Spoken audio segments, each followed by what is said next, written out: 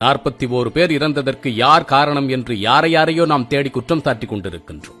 ஆனால் உண்மையான காரணம் ஒரு தலைமுறையை முறையாக வழிநடத்த தவறிய பெற்றோர்கள்தான். இன்னும் சொல்வதானால் ஒரு தலைமுறையை முற்றிலுமாக நாம் சீர்கெடுத்து விட்டோம். ஒரு 10 வயது மதிக்கத்தக்க சிறுவன் காலை 5:30 மணிக்கு கொடியை பிடித்துக் கொண்டு கட்சி கூட்டத்திற்கு இடம் பிடிக்க செல்லுகின்றேன் என்று கூறுகின்றான். இதுதான் சரியான வளர்ப்பு முறையா? இதை யார் தடுத்திருக்க வேண்டும்? காவல்துறையா, அரசாங்கமா? யார் தடுக்க முடியும்?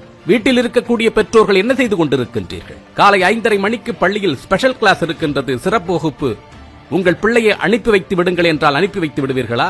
எவ்வளவு பொங்குவீர்கள்! ஆனால் 5:30 மணிக்கு கொடிபிடித்துக் கொண்டு கூட்டத்திற்கு செல்லுகின்ற ஒரு மாணவனை எப்படி உங்களால் அனுமதிக்க முடிகின்றது? ஏன் இப்படி அனுமதிக்கின்றீர்கள் என்று கேட்டால் அவன் கேட்க மாட்டான் சார். அவனை கண்ட்ரோல் பண்ண முடியாது சார். அவன் சின்ன வயசுல இருந்து எதை நினைக்கிறானோ அதை தான் சார் செய்வான். எங்களால ஒண்ணுமே பண்ண முடியாது சார் என்று கேவலமான பதில்கள் எல்லாம் வரும். நன்றாக ஒன்றை மனதில் வைத்துக் கொள்ளுங்கள். ஒடித்து வளர்க்காத முருங்கையும் அடித்து வளர்க்காத பிள்ளையும் உருதேராது என்று கிராமத்தில் கூறுவார்கள்.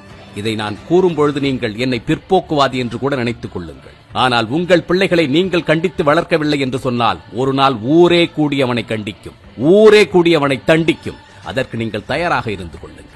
உங்கள் பிள்ளைகள் 3 வயதில் ஒரு தேவையற்ற பொருளை கேட்டு அடம் பிடித்து உருண்டு பெறலும் பொழுதே அவர்களை நீங்கள் கட்டுப்படுத்த முடியவில்லை என்று சொன்னால், கட்டுப்படுத்த தவறிவிட்டீர்கள் என்று சொன்னால், அவன் வளர்ந்த பிறகு 5 லட்சம் மதிப்புள்ள வண்டிகளை வாங்கிக் கொடு என்று கேட்கும் பொழுது உங்களால் அதிலிருந்து தப்ப முடியாது.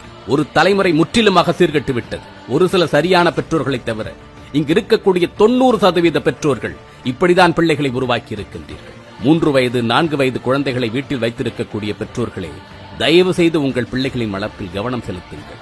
எல்லாவற்றையும் அவனுக்கு கொடுத்து விட வேண்டும், தோல்வியே தெரியாமல் அவன் வளர்ந்து விட வேண்டும் என்று முட்டாள்தனமாக நினைத்துக் கொள்ளாதீர்கள்.